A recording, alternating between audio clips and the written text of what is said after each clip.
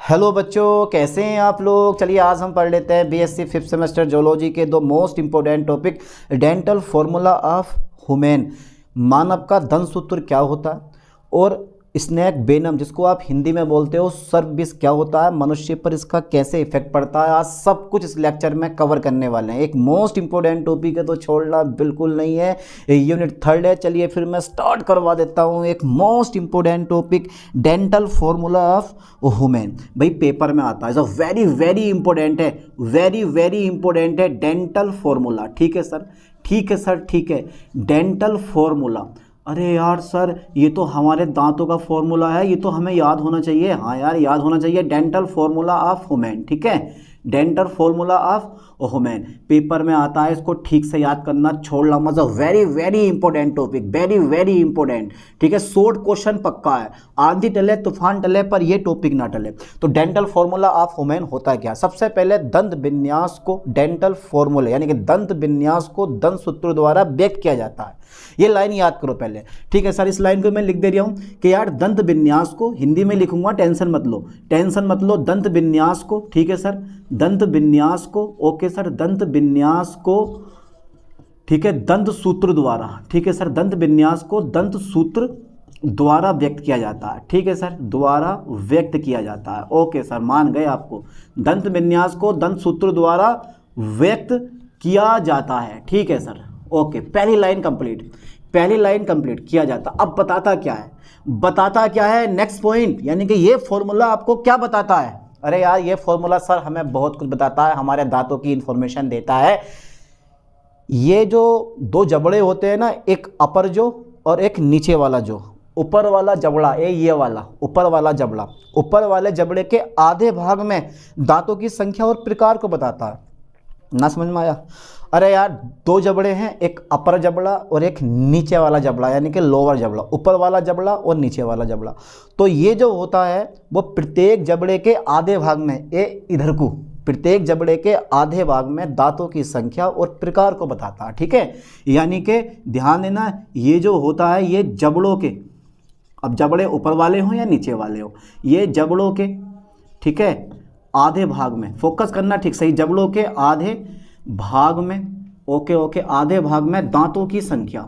Okay sir, ये जबड़ों के आधे भाग में दांतों की संख्या, ठीक है,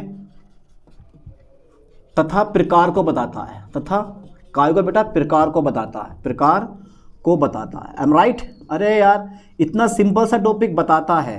ठीक है, अतः मैं लिख दे रहा हूं, अतः अतः अतः, ठीक है, अतः देखो जबड़ों के आधे भाग में दो इंसीसर्स होते हैं, एक कैनाइन होता है और दो जो होते हैं प्रेमोलर्स होते हैं, और तीन जो होती हैं वो मोलर्स होती है।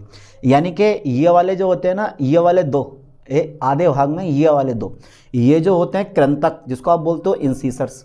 ठीक है, और इसके एक जो होता है ना चबाने वाला, अरे जो चीज़ तुम चबाते हो काटते हो, ठीक है, वो जो होता है नुकीला जो होता है उसको बोलते हैं कैनाइन। फिर उसके बाद में दो आते हैं प्रेमोलर्स, फिर दाढ़ें आती हैं तीन मोलर्स। ठीक है, अब यार डायग्राम मैंने बनाया नहीं है, कोई दिक्कत नहीं है। ठीक है, अतः तो इसमें दो जो होते हैं ना बेटा, ध्यान से देखना, इंसीसर्स होते हैं। ठीक है, दो इंसीसर्स। ठीक है, हाथी के दांत दिखाने के कुछ और होते हैं और खाने के कुछ और होते हैं, बस। अरे हमारे सारे दांत खाने पीने के काम में आते हैं यार। दो, एक जो होता है वो कैनाइन होता है, चीड़ा फाड़ी करने के काम में आता है, नुकीला होता है ये, एक कैनाइन होता है, और दो जो होती हैं वो प्रेमोलर्स होती हैं। प्रेमोलर्स मतलब दाढ़ों के पास में होते हैं, प्रेमोलर्स। ठीक है, और तीन जो होती हैं वो दाढ़ें होती हैं, मोलर्स। ठीक है बेटा, मोलर, ये मोलर्स बोल रहे हैं सर के, मोलर्स, मोलर्स। ठीक है बेटा, तीन दाढ़ होती है। ठीक है, ये होती है। अब फॉर्मूला कहाँ गया, दंत सूत्र कहाँ गया, दंत सूत्र, दंत सूत्र निम्नलिखित है, दंत सूत्र हमारा निम्नलिखित है। दंत सूत्र ये आधे भाग की कहानी है, ऊपर वाले जबड़े के आधे भाग की कहानी इधर को रही, आधे भाग की कहानी इधर को रही, नीचे वाले जबड़े के आधे भाग की कहानी इधर को रही और आधे भाग की कहानी इधर को रही। ठीक है, तो ध्यान देना, दंत सूत्र, ध्यान देना बेटा, दंत सूत्र पे फोकस करना ठीक से। दंत सूत्र जो होता है ना वो ये वाला होता है, ये फोकस करो ठीक से। मैं यहाँ पे ना ये ब्रैकेट लगाया मैंने, इंसीसर्स 2/2, ऊपर भी नीचे भी। ठीक है, ओके ओके ओके, कैनाइन 1/1, ऊपर भी और नीचे भी। ठीक है, ओके ओके ओके ओके, फिर कोमा लगा दो, और फिर प्रेमोलर्स, पीएम बोल दिया मैंने, प्रेमोलर्स। प्रेमोलर्स जो होता है ना वो 2/2, ऊपर भी और नीचे भी। फिर तुम्हारे पास मोलर्स कितने होते हैं बेटा 3/3, 3/3 और मल्टीपल 2 से कर दियो, गुणा 2। ठीक है, लाइन पे ध्यान देना, गुणा 2। अरे 2 पेयर तो होते हैं, एक पेयर इधर होगा, एक पेयर, एक जोड़ा इधर, एक जोड़ा इधर, है ना, 2 से गुणा कर देंगे। तो अब लाइन पे ध्यान देना, आगे को ठीक से सबको जोड़ दो ऊपर वाले को, 2 + 1 + 2 + 3, शॉर्ट फॉर्म 21 23, नीचे भी 21 23 कर दो, 2 + 1 + 2 + 3, ठीक है, मल्टीप्लाई कर दो 2 से। ठीक है, ओके ओके। तो 2 और 1 3, 3 2 5, 5 3 8, 8/8 हो जाएगा नीचे भी, और गुणा 2। ठीक है बेटा, लाइन पे ध्यान देना। चलिए बाकी मैं इधर लिखवा दे रहा हूँ, कोई दिक्कत नहीं है। अब देखो 8 × 2 16, और 8 × 2 16, 16 ऊपर हो गए, 16 नीचे। अरे दुगना करो, दुगना, यानी कि ऊपर वाले जो में 8 इधर को हैं तो 8 इधर को, 16 हो गए, 8 नीचे वाले जबड़े में 8 इधर को हैं, 8 नीचे इधर को हो गए, तो कितने हो गए टोटल हमारे पास, 16 ऊपर हो गए, 16 नीचे हो गए, तो 16 16 हमारे कितने हो गए, 32 दांत हो गए। ठीक है, तो लाइन पे ध्यान देना। तो मैं एक 8/8 × 2, तो मैंने 16/16 कर दे रहा हूँ, 16/16, यानी कि ये अपर जो हो गया हमारा। ठीक है, यानी कि अपर जो, और बटे में कितना दांत हमारे पास, लोअर जो, LOWER, लोअर जो। तो टोटल जो बैठ गए हमारे, कितने बैठ गए, 32 बैठ गए। ठीक है, टोटल दांत हमारे 32 बैठ गए, 8 इधर को, 8 इधर को, 8 इधर को, और 8 इधर को, कितने हो गए 16, 8 इधर को, नीचे वाले जबड़े में 8 इधर को, 16 16 16 हमारे कितने हो गए, 32 दांत बैठ गए। ठीक है, और अगर आप चाह रहे हो तो ऐसे भी कर सकते हो, देखो 2 + 1 + 2 + 1 + 2 + 3 और गुणा 4, 8 × 4 और 8 चौक हमारे 32 बैठ गए। अगर बटे में ना लिख के, लेकिन फॉर्मूला भैया लगाना पड़ेगा, ये फॉर्मूला होता है ना, अपर जो और नीचे वाला जो, ऊपर वाला जबड़ा नीचे वाला जबड़ा। ठीक है, 8 दूनी 16 और 8 दूनी 16, क्योंकि इस वाले भाग में 8 है तो इस वाले भाग में 8 होंगे, तो 8 दूनी 16, 8 दूनी 16, 16/16, यानी कि इसकी मल्टीप्लाई आपको इससे भी करनी है, इसकी इससे भी करनी है। तो 16 16 हमारे 32 दांत हमारे पूरे के पूरे बैठ गए। ठीक है, लाइन पे ध्यान देना। ओके ओके, ये फॉर्मूला है, तो इस फॉर्मूले को ध्यान देना, याद करना, और यही क्या करना है आपको, लिख के आना। सेम टू सेम कहानी यही है, अपर जो लोअर जो, 16 16 हमारे 32 दांत टोटल बैठ गए। ठीक है, चलिए हटाओ जरा इसको, अब पढ़ लेते हैं स्नेक वेनम। भैया पेपर में आता, लिख के आना पड़ेगा, इंपॉर्टेंट टॉपिक है, छोड़ना मत। ठीक है, छोड़ना मत, खाना पीना छोड़ देना, उतार लो पहले, स्क्रीनशॉट ले लो, ले लिया। ठीक है, करते हैं इसको रेज, पक्का सोच लो एक बार और। तो डेंटल फॉर्मूला ऑफ ह्यूमन, ये बेस्ट का फॉर्मूला है, बेस्ट मतलब एडल्ट का फॉर्मूला है, बच्चों वाला फॉर्मूला नहीं है, बच्चे में दांत कम होते हैं। ठीक है, ये लाइन पे ध्यान देना। 20, चलो वो छोड़ो, उस चीज़ को हटा दे रहे हैं, लेकिन हमसे ना ये वाला पूछता है, बेस्ट वाला, एडल्ट ह्यूमन वाला। ठीक है, एडल्ट मतलब जो बड़े होते हैं, वयस्क होते हैं, उनका फॉर्मूला आता है ये। चलो नेक्स्ट देखते हैं, अब समझ में आया। डाल दो जरा हेडिंग, स्नेक वेनम, यानी कि सर्प विष। हिंदी में लिखवाऊंगा, टेंशन मत लो, हिंदी में लिखवाऊंगा, डरो मत, घबराओ मत। ठीक है, स्नेक विष। ओके ओके ओके ओके, यानी कि स्नेक विष हिंदी में क्यों लिख रहे हो सर, हिंदी में है सर्प विष, सर्प विष। ठीक है, ये सर्प विष। ओके ओके ओके ओके, इसको बोलते हैं snake canon, SNAKE, snake venom. ठीक है, वेनम। ठीक है, स्नेक वेनम, या स्नेक पॉइजन बोल दो, स्नेक टॉक्सिन बोल दो। तो सर्प विष पता क्या होता है, अरे यार सर इससे तो बड़ा खतरा लगता है, मैं ये इसके बारे में मत बताओ, लेकिन बेटा पेपर में आता, लिख के आना पड़ेगा, इंपॉर्टेंट टॉपिक है। जिनके भी पेपर आने वाले हैं, जिनके हो गए हैं, देख लेना पेपर उठा के, पेपर में पक्का फंसा हुआ मिलेगा ये। ठीक है, पक्का फंसा होगा, जो पेपर हो चुके हैं और जो होने वाले हैं उनमें पक्का फंसा हुआ मिलेगा ये, इंपॉर्टेंट टॉपिक है। और इस चैप्टर से है क्या, यही तो मोस्टली इंपॉर्टेंट है। तो सर्प विष क्या होता है, स्नेक वेनम बोलते हैं इसको सिंपल सी भाषा में। तो लाइन पे ध्यान देना, जो ये सर्प विष होता है ना वो, ठीक है, विष ग्रंथि से बाहर निकलता है। ठीक है, सर्पदंश, जब ये सांप किसी को काटता है तो सर्पदंश के समय काटने वाले भाग पर इस विष को क्या कर देता है, छोड़ देता है, छोड़ दिया। ठीक है, और इसका जो यूज़ करता है ये किसी शिकार को मारने के लिए, जो ये जब जिसका शिकार करेगा ना उसको मारने के लिए या उसको मूर्छित करने के लिए इसका उपयोग करता है। ठीक है, अब ये सर्प विष होता क्या बाद में देखेंगे, फिलहाल एक लाइन में यहाँ पे लिख दे जाऊँ, यही वाली, ये इंपॉर्टेंट लाइन है, फैक्ट है, ऐसे मान लो। ठीक है, जो ये सर्प विष होता है ना, सर्प विष, फोकस करना ठीक से, सर्प विष हमेशा विष ग्रंथि से बाहर होता है। ठीक है, विष ग्रंथि, लिखना कैसे है पता तो चला, विष ग्रंथि से सेक्रेट होता है, यानी कि स्त्रावित होता है। ठीक है, स्त्रावित होता है। ओके ओके सर, ओके होता है। सर्पदंश के समय, सर्पदंश के समय यानी कि बिटिंग के दौरान, सर्पदंश के समय, ठीक है बेटा, सर्पदंश के समय, ठीक है, विष को, ठीक है, दांतों के माध्यम से, दांतों के माध्यम से काटे गए, यानी कि काटे गए भाग में छोड़ देता है। भाग में क्या कर देता है बेटा, ये छोड़ देता है। ठीक है बेटा, ये छोड़ देता है। अब ऐसा करता क्यों है?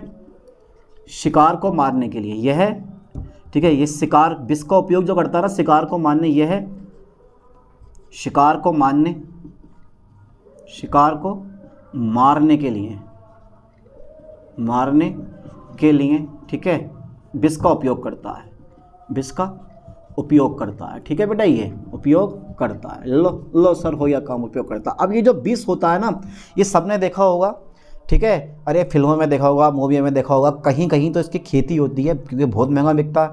तो ये जो होता है ना, वो चिपचिपा होता है, हल्का पीला या हल्का हरा हो सकता है, स्वादहीन होता है, गंधहीन होता है। ठीक है, ये विष जो होता है। और अगर हमारी आहार, हम डायरेक्टली इसको अगर एक छोटे से फ्लास्क में या बर्तन में लेके पिए तो हमारी बॉडी पे कोई इफेक्ट नहीं पड़ेगा। आहार नाल में ये पच जाता है, कोई इफेक्ट नहीं पड़ता। सोच लोगे सर क्या बता रहे हो ये, लेकिन अगर इस विष का, अगर ये विष हमारे ब्लड में चला गया तो फिर तुम्हारा धुआं निकाल देगा। मरते मरते बच गए तो बच गए, ना तो श्योर है 100% ख़त्म कहानी। इतना खतरनाक ये इफेक्ट डालता है हमारी बॉडी के अंदर, यानी कि ब्लड में। ठीक है, और अगर पी लोगे, खा लोगे तो इससे हमें कोई नुकसान नहीं होने वाला, आप पच जाता है ये आसानी से। ठीक है, ये ध्यान देना। तो ये शिकार को मारने के लिए विष का उपयोग करता है। ध्यान देना कैसा होता है, चिपचिपा होता है। लाइन पे ध्यान दो बेटा, चिपचिपा। ठीक है, कैसा होता है, ये चिपचिपा होता है। ठीक है, हल्का हरा होता है, हल्का पीला होता है, हल्का पीला होता है। ठीक है, स्वादहीन होता है, स्वादहीन होता है, गंधहीन होता है। ठीक है, गंधहीन होता है ये। ठीक है, आहार नाल में पच जाता है। जो हमारी जो आहार नाल है ना, आहार नाल में क्या होता है बेटा, ये आहार नाल में पच जाता है ये। ठीक है, आहार नाल में पच जाता है, लेकिन ब्लड में क्या करता है ये, लेकिन ब्लड जो होता है ना, खून, उस ब्लड में, ठीक है, विषाक्त हो जाता है। विषाक्त मतलब जहरीला हो जाता है, विषाक्त हो जाता है। ठीक है, आप इसको न्यूट्रल भी कर सकते हो, इसको आप क्रिस्टल में चेंज कर सकते हो, इसको आप क्रिस्टल में चेंज कर सकते हो, इसको आप क्रिस्टल के साथ साथ में इसको आप जल में भी घोल सकते हो, लेकिन उसके लिए आपको सिल्वर नाइट्रेट और पोटेशियम परमैंगनेट का उपयोग करके इसको उदासीन करना पड़ेगा। ठीक है, लाइन पे ध्यान देना, यानी कि सिल्वर नाइट्रेट तथा पोटेशियम परमैंगनेट KMnO4 के प्रयोग से, ध्यान देना बेटे, KMnO4 के प्रयोग से ये न्यूट्रल हो जाता है, यह न्यूट्रल हो जाता है। ठीक है बेटा, ये न्यूट्रल हो जाता है, उदासीन हो जाता है। ठीक है, इसकी सक्रियता खत्म हो जाती है। इसे क्रिस्टल में बदला जा सकता है, काय में, CrYSTL, इसे क्रिस्टल में बदला जाता है, इसे क्रिस्टल में बदला जाता है। ठीक है बेटा, लाइन पे ध्यान देना, इसे क्रिस्टल में बदला जाता है। ठीक है, क्रिस्टल में बदला जाता है तथा पानी में घोला जा सकता है, तथा पानी में, यानी कि पानी में घोला जा सकता है, पानी में घोला जा सकता है, इसे पानी में घोला जा सकता है। ठीक है, अच्छा, effect of toxin on human, यानी कि इस विष का मनुष्य पे क्या प्रभाव पड़ेगा। यार बहुत सिंपल सी भाषा है, आराम से करके आओगे। शॉर्ट क्वेश्चन पक्के हैं, चाहे डेंटल फॉर्मूला पूछे आपसे या ये पूछे, शॉर्ट क्वेश्चन करवा रहा हूँ आज, कल को एक लॉन्ग क्वेश्चन करवाऊंगा। ठीक है, पक्षियों में प्रवासन बहुत इंपॉर्टेंट है, शाम के टाइम अभी देख लो इस वीडियो को। ओके, चलो, पानी में घोला जा सकता है। ठीक है, इसके बाद में क्या करने वाला हूँ, देखो, यानी कि इफेक्ट ऑफ टॉक्सिन, ठीक है, effect of toxin on human, ये ह्यूमन पर क्या प्रभाव पड़ता है, यानी कि 2 प्रकार से प्रभाव पड़ता है। अब 2 प्रकार से कौन कौन सा, वो भी हम चेक कर लेते हैं। 2 प्रकार से प्रभाव पड़ता है। ठीक है सर, 2 प्रकार से प्रभाव पड़ता है। ओके, मान लिया, जो मान लिया वो ठान लिया। 2 प्रकार से प्रभाव पड़ता है। पहला प्रकार बता दो सर जल्दी, फास्टली। न्यूरोटॉक्सिक मतलब समझ रहे हो, टॉक्सिक इफेक्ट, न्यूरोटॉक्सिक इफेक्ट। तो न्यूरो मतलब ध्यान देना, श्वसन पेशियों पर प्रभावित करता है।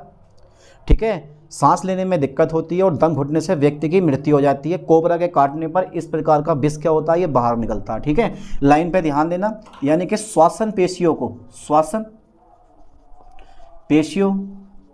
ठीक है, लाइन पे ध्यान देना, श्वसन पेशियों को प्रभावित करता है, श्वसन पेशियों को प्रभावित करता है। ठीक है, श्वसन पेशियों को प्रभावित करता है। ठीक है, और सांस लेने में दिक्कत होती है, सांस लेने में क्या होती है, सांस लेने में क्या होती है, दिक्कत होती है। ओके ओके ओके, सांस लेने में दिक्कत होती है। अंत में दम घुटने से, अंत में दम घुटने से, ठीक है, घुटने से व्यक्ति की मृत्यु हो जाती है, व्यक्ति की मृत्यु हो जाती है, मृत्यु हो जाती है। अब ये जो विष होता है ना, हो जाती है इस प्रकार का विष, इस प्रकार का विष जो होता है ना कोबरा में पाया जाता है, जो कोबरा सर्प होता है ना उसमें कोबरा में पाया जाता है, ठीक है, पाया जाता है। Right, okay okay. फिलहाल दूसरा नंबर है हमारा हीमो, HAEOM, हीमोटॉक्सिक। हीमोटॉक्सिक मतलब समझ लो हीमोटॉक्सिक इफेक्ट। अब आप सोचोगे यार सर हीमोटॉक्सिक मतलब ब्लड में, ब्लड में ये रक्त को प्रभावित करता है, और जो एक जो इसमें जो होता है ना क्या बोलते हैं वाइपर्स, कोई सांप का नाम होता है, उसके काटने से ये फैलता है, ठीक है, यानी कि यह ब्लड को प्रभावित करता है, यह ब्लड को क्या करता है बेटा, ब्लड को प्रभावित करता है, ठीक है, करता है, जिससे व्यक्ति की मृत्यु हो जाती है, मृत्यु हो सकती है या हो जाती है, ठीक है। ये जो होता है यह विष वाइपर्स में पाया जाता है, ठीक है, पाया जाता है। चलिए अब इनका इलाज ढूंढ लेते हैं। एंटीवेनम, एंटीवेनम यानी कि एंटीवेनम का मतलब होता है प्रतिसर्प विष, ठीक है, प्रतिसर्प विष। तो एंटीवेनम एक ऐसा पदार्थ होता है जो सर्प विष के प्रभाव को समाप्त कर देता है, और हर विष के लिए ये अलग अलग तैयार किए जाते हैं, ठीक है। तो डाल दो ताओ जल्दी, फास्टली स्क्रीनशॉट ले लो, ले लिया स्क्रीनशॉट। अरे बड़ा इजी टॉपिक है, इसको समझना बहुत आसान है। अब मान लो आपको सांप ने काट तो लिया, सर्प ने आपको काट लिया, और काटने के बाद जहर आपकी बॉडी में धीरे धीरे फैलने लगा। आप क्या करोगे, डॉक्टर के पास जाओगे। डॉक्टर क्या करेगा, डॉक्टर क्या करेगा भैया, उस विष को ख़त्म करने के लिए एंटीडोट देगा आपको, यानी कि दवाई देगा। दवाई से क्या होगा, इसका इफेक्ट जो है वो धीरे धीरे ख़त्म हो जाएगा। उसी को आप एंटीवेनम बोलते हो, यानी कि एंटीवेनम कहते हो, ठीक है। डालो ज़रा हेडिंग फास्टली, एंटीवेनम, ठीक है, एंटीवेनम, ओके ओके, एंटीवेनम बहुत बहुत इंपॉर्टेंट है, ये भी पेपर में आता। एंटीवेनम यानी प्रतिसर्प विष। तो ये क्या होता है, ये ऐसा पदार्थ होता है जो सर्प विष के प्रभाव को समाप्त कर देता है। और ऐसा नहीं कि एक विष के लिए, यानी कि एक एंटीवेनम सभी विष के लिए काम करेगा। एक एंटीवेनम केवल एक प्रकार के विष को समाप्त करता है। अगर दूसरे प्रकार का विष है तो उसको समाप्त करने के लिए दूसरा एंटीवेनम आपको बनाना पड़ेगा, ठीक है, लाइन पे ध्यान देना, ठीक है। तो यह ऐसा पदार्थ होता है, यह एक ऐसा पदार्थ होता है, यह एक ऐसा पदार्थ होता है, ठीक है, यह एक ऐसा क्या होता है बेटा, पदार्थ होता है, ठीक है।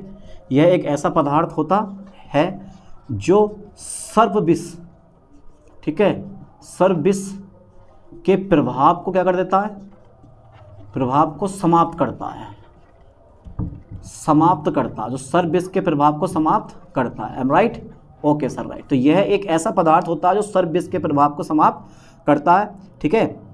यानी कि भिन्न भिन्न विष के लिए, भिन्न भिन्न विष के लिए, भिन्न भिन्न विष के लिए भिन्न भिन्न, ठीक है, एंटीवेनम तैयार किए जाते हैं, एंटीवेनम तैयार किए जाते हैं, ठीक है, एंटीवेनम तैयार किए जाते हैं।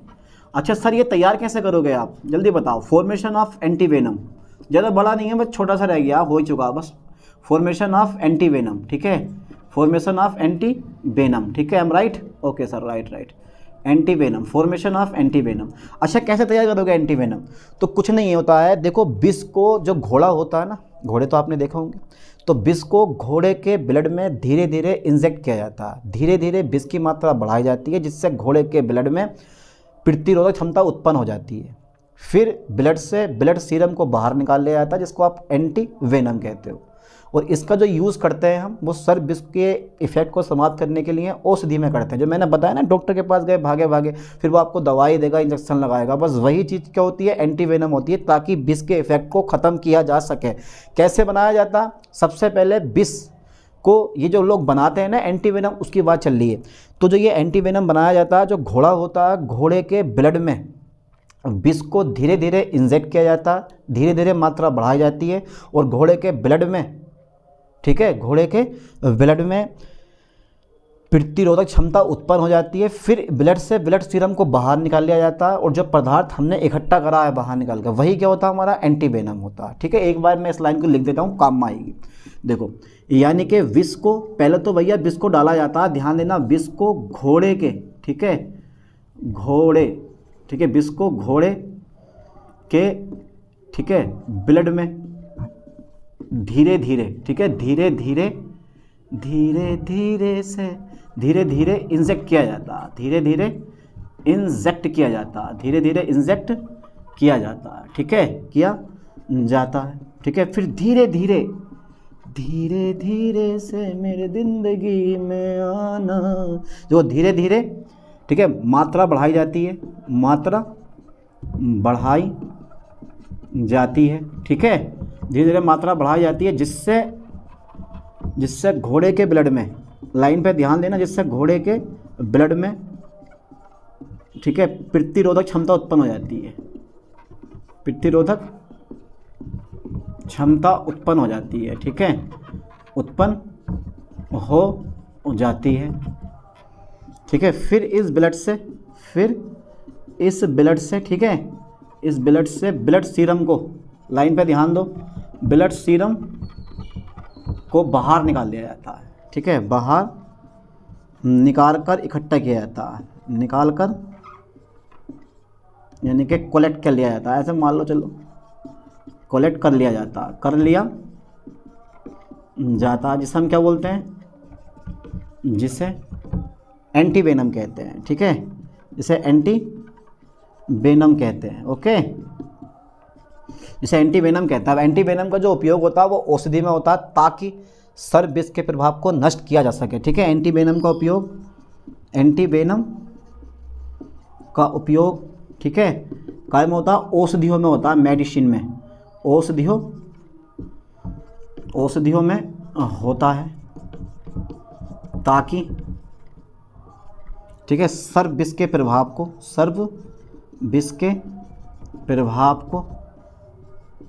नष्ट किया जा